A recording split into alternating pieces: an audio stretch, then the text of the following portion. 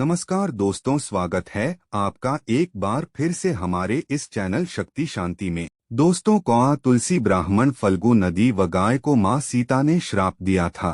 यही कारण है कि गया में आज भी तुलसी का पौधा नहीं उगता है। ब्राह्मण कभी भी संतुष्ट नहीं होते हैं।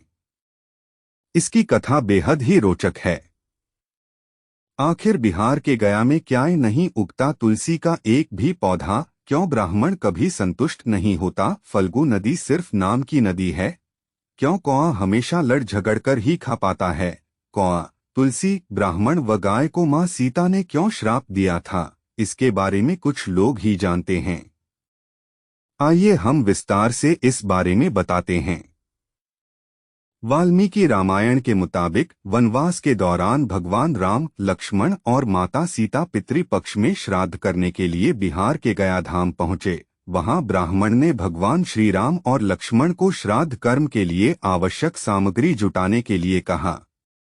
इस पर भगवान राम व लक्ष्मण नगर की ओर सामान लाने के लिए निकल पड़े। ब्राह्मण देव ने माता सीता से आग्रह किया कि पिंडदान का समय निकलता जा रहा है। यह सुनकर माता सीता की व्यग्रता भी बढ़ती जा रही थी, क्योंकि श्री राम और लक्ष्मण अभी नहीं लौटे थे।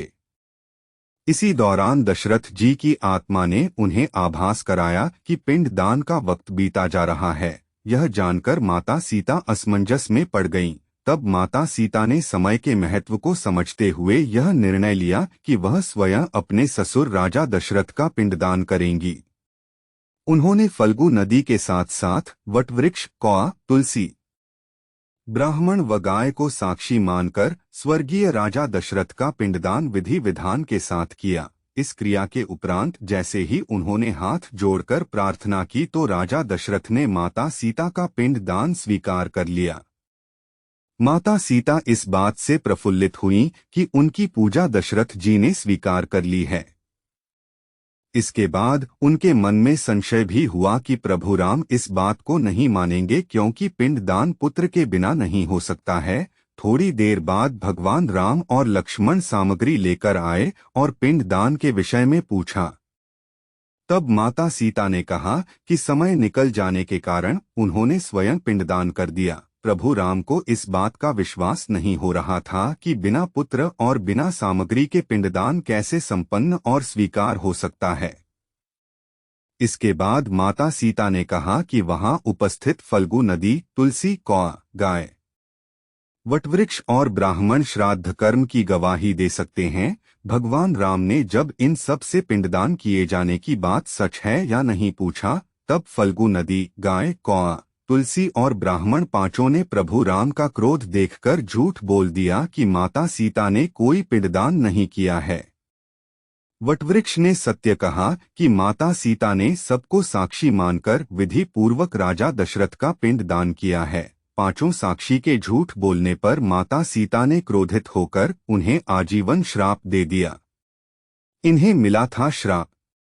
फल्गु नदी को श्राप दिया कि वह सिर्फ नाम की नदी रहेगी, उसमें पानी नहीं रहेगा। इसी कारण फल्गु नदी आज भी गया में सूखी है।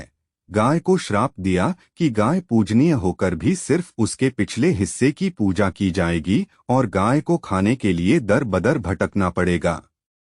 आज भी हिंदू धर्म में गाय के सिर्फ पिछले हिस्से की पूजा की जाती है।